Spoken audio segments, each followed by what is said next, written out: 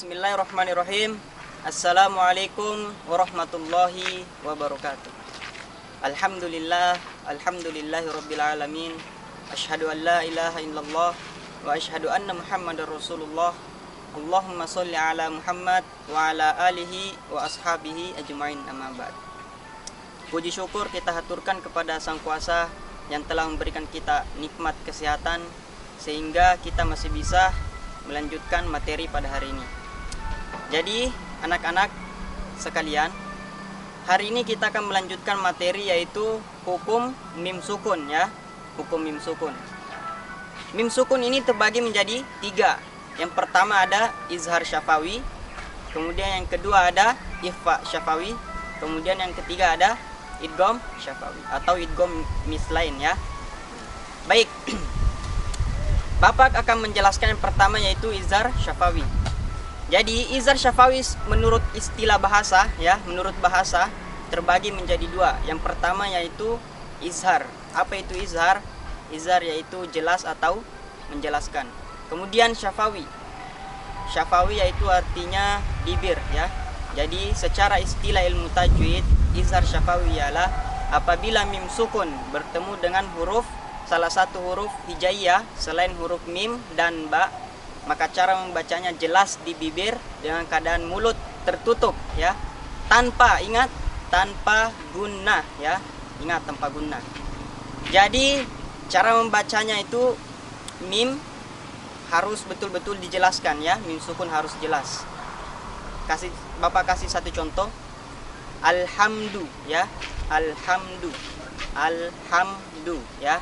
Jadi pada saat menyebut huruf mim sukun ya, bibir harus dalam keadaan tertutup ya, harus jelas.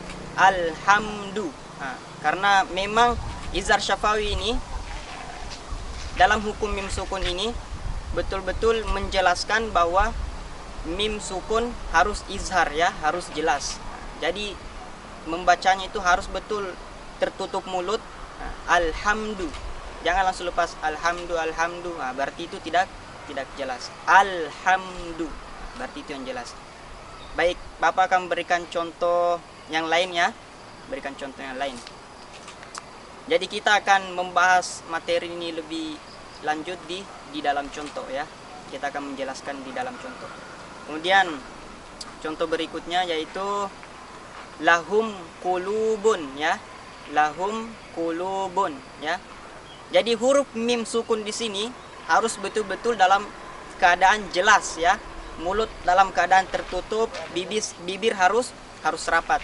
Lahum qulubun ya. Lahum qulubun. Jadi itu arti dari izhar syafawi. Jadi mim sukun harus dibaca jelas ya. Dalam keadaan bibir harus rapat ya, atas dan bawah harus rapat. Kemudian dalam keadaan mulut yang betul-betul tertutup ya. Lahum qulubun. Lahum qulubun. Alhamdu. Nah, seperti itu. Baik. Contoh selanjutnya. An'amta. Nah, an'amta. Jadi betul-betul itu mulut harus tertutup. Jadi mim sukun harus jelas. Nah, itu inti dari izhar syafawi. Mim sukun harus jelas. An'amta.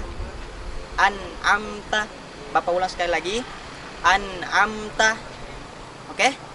Nah, jadi adik-adik sekalian yang ada di rumah, izhar syafawi itu memiliki 26 huruf ya. Hampir semua huruf hijaiyah kecuali huruf ba dan huruf mim ya. Jadi semua huruf yang 26 itu bertemu dengan huruf mim sukun, maka disebut dengan izhar syafawi. Oke, adik-adik yang ada di rumah, mungkin cukup sekian yang Bapak bisa sampaikan. Materi selanjutnya akan dijelaskan oleh guru-guru tahfiz dan tahsin lainnya. Jadi ingat, tetap belajar ya. Semangat, semoga kita semua bisa melakukan aktivitas seperti semula ya. Semoga kita masih diberikan kesehatan. Amin.